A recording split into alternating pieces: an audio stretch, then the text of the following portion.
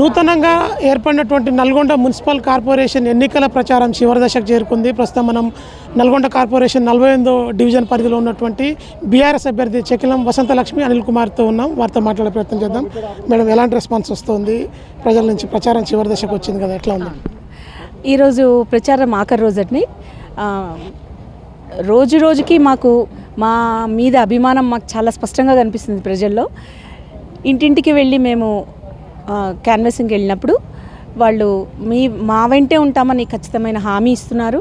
అలాగే ఈరోజు కూడా మార్నింగ్ కూడా మేము ఈ ర్యాలీ స్టార్ట్ చేసామండి. అప్పుడు కూడా మా దగ్గరికి కొంతమంది వచ్చి మీతోనే ఉంటున్నామన్న హామీ కూడా ఇచ్చారండి. తర్వాత వాళ్ళు అనేది మేము కేసీఆర్ గారి ప్రభుత్వంలో జరిగిన అభివృద్ధి చూసాము కాబట్టి ఖచ్చితంగా మేము కేసీఆర్ గారు వెంటే ఉంటాం. అలాగే లాస్ట్ టైం ఇక్కడ నుంచి పోటీ చేసిన క్యాండిడేట్కి కూడా మేము గెలిపించాం కేసీఆర్ గారి గుర్తు మీదనే.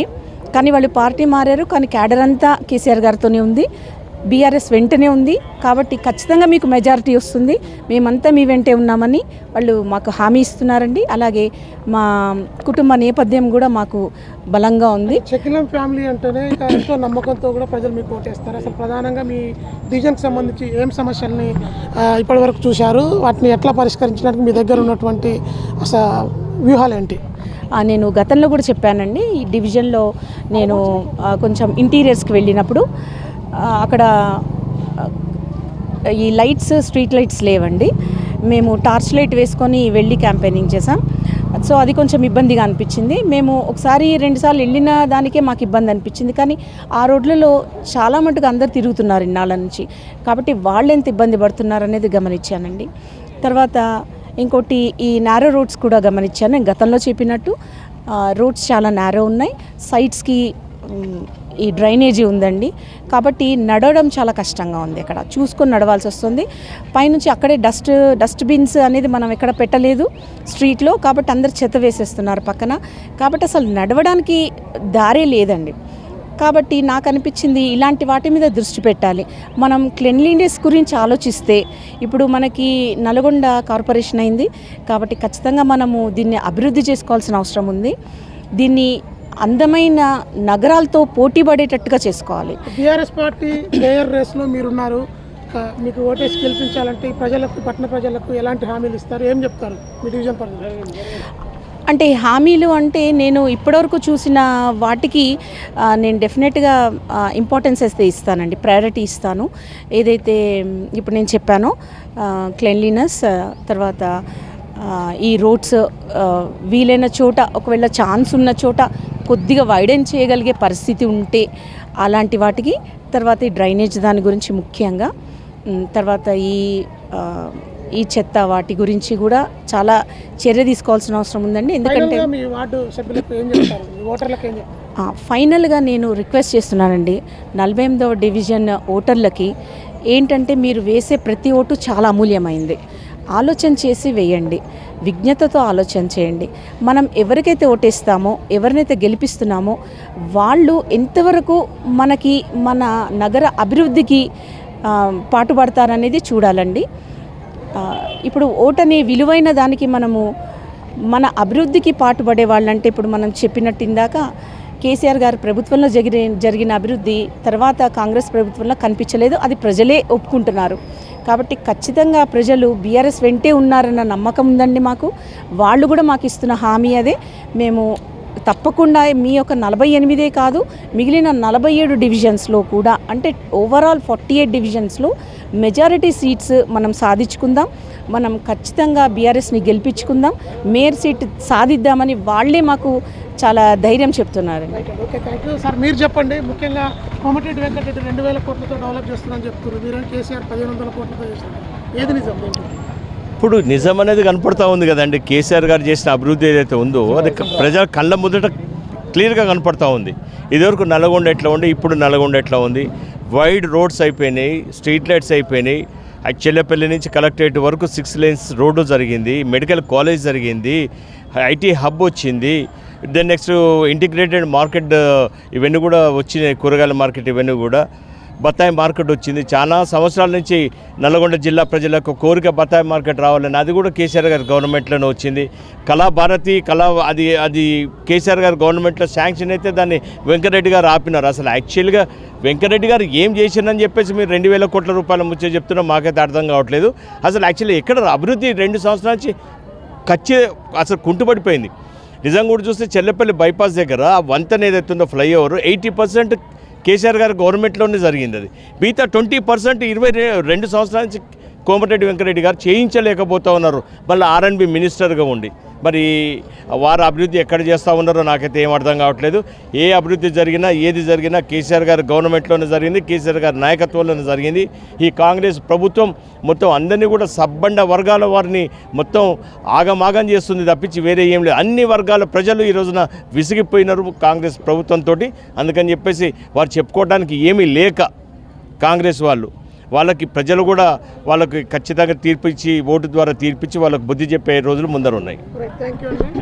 నల్గొండ మున్సిపల్ కార్పొరేషన్ పరిధిలో ఉన్నటువంటి 48 డివిజన్లను కూడా ఖచ్చితంగా బీఆర్ఎస్ పార్టీ భారీ మెజార్టీతో గెలిచి మేయర్ పీఠాన్ని దక్కించుకుంటామని చెప్పి చెకిలం దంపతులు ఆశాభావం వ్యక్తం చేస్తున్న పరిస్థితి ఉంది. విజువల్ న్యూస్ మౌతో వెంకటరెడ్డి, మెగా 9 టీవీ, నల్గొండ.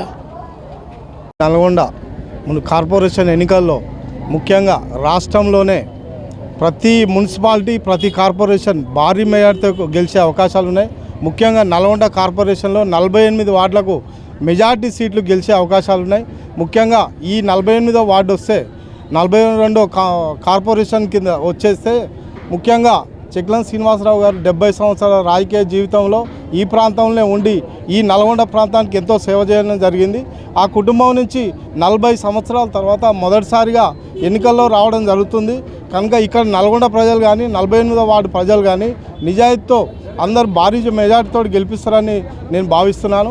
ముఖ్యంగా కేసీఆర్ గారికి ఒక్కసారికి నల్గొండ ప్రజలు ఒక్కసారి గెలిపిస్తే ఈ నల్గొండను భూపాల్ రెడ్డి ఏ విధంగా మార్చిండో మీ అందరికీ తెలుసు. గత 5 సంవత్సరాల కిందట ఇప్పుడు ఈ 2.5 సంవత్సరాల్లో కోమటిరెడ్డి వెంకరెడ్డి వచ్చి ఏం చేస్తుండో తెలుసు. అదేవిధంగా ముఖ్యంగా రైతు బంధు రాక అలమడిస్తున్నారు. అదేవిధంగా మహిళలు 2500 రూపాయలు ఇస్తా అని చెప్పి మోసం చేయడం జరిగింది. అదేవిధంగా వృద్ధులకు 2000 సరిపోవు 4000 ఇస్తా అని చెప్పి వాళ్ళను మోసం చేయడం జరిగింది. ఉద్యోగస్తులను వాళ్ళను 6 DAలు ఇచ్చి వాళ్ళను ఇబ్బంది పెట్టడం జరుగుతుంది. అదేవిధంగా రిటైర్డ్ ఎంప్లాయీస్ పాపం వాళ్ళు రిటైర్ అయినాక వాళ్ళకు బెనిఫిట్స్ రాకుండా వాళ్ళని ఇబ్బంది పెట్టడం జరిగింది.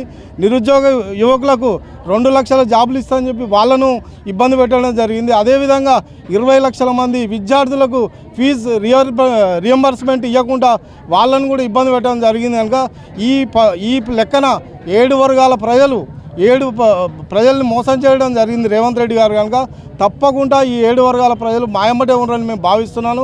రాష్ట్రంలోనే ఉన్న దాదాపు 120 మున్సిపాలిటీలో ప్రతి ఒక్క మున్సిపాలిటీ అత్యధిక మెజార్టీతో గెలుస్తారని నేను భావిస్తున్నాను.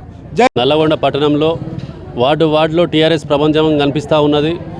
ఈరోజు రాష్ట్ర ప్రభుత్వ వ్యతిరేకత ప్రజలలో స్పష్టంగా కనిపిస్తూ ఉన్నది. ఏ వార్డుకు పోయినా కానీ గత ప్రభుత్వం చేసిన అభివృద్ధి కార్యక్రమాలే కనిపిస్తున్నాయి, కానీ 2 సంవత్సరాల నుంచి రాష్ట్ర ప్రభుత్వం చేసిన అభివృద్ధి శూన్యంగా కనిపిస్తూ ఉన్నది. ఇక్కడ రాష్ట్ర మంత్రిగా ఉన్న కోమటిరెడ్డి వెంకరెడ్డి గారు నల్లగొండకు ఒక సెంటు నిధులు కూడా తీసుకొచ్చిన పరిస్థితి కనిపిస్తలేదు. ఒక పూర్వం చేసిన అభివృద్ధి కార్యక్రమాలే గత ప్రభుత్వంలో కేసీఆర్ గారు చేసిన మెడికల్ కాలేజ్ కావచ్చు, సెంట్రల్ లైటింగ్ కావచ్చు, ఏ అభివృద్ధి కార్యక్రమాలు చూసినా గత ప్రభుత్వం 10 ఏళ్ళు చేసిన పాలన కనిపిస్తూ ఉన్నది తప్ప ఈరోజు ఒక్కటంటే ఒక అభివృద్ధి కార్యక్రమం కూడా ఈ 2 సంవత్సరాల నుంచి ప్రభుత్వంలో కనిపిస్తలేదు.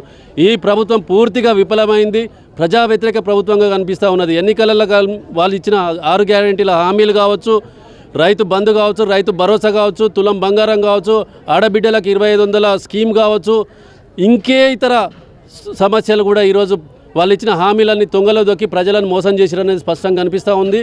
రేపు జరగబోయే నల్గొండ కార్పొరేషన్ ఎన్నికలలో టీఆర్ఎస్ జెండా ఎగరడం ఖాయం ఖాయం ఖాయం.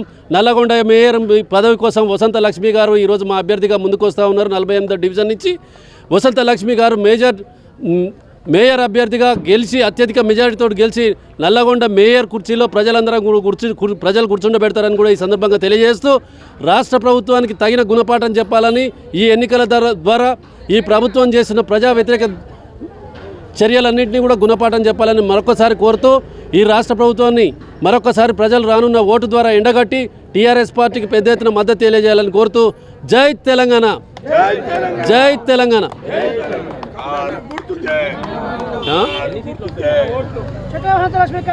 నల్లగొండలో అత్యధిక మెజార్టీ సీట్లను టీఆర్ఎస్ కైవసం చేసుకొని నల్లగొండ మేయర్ కుర్చీ మీద టీఆర్ఎస్ పార్టీ అభ్యర్థి కూర్చోవడం ఖాయమని కూడా ఈ సందర్భంగా తెలియజేస్తా ఉన్నాం.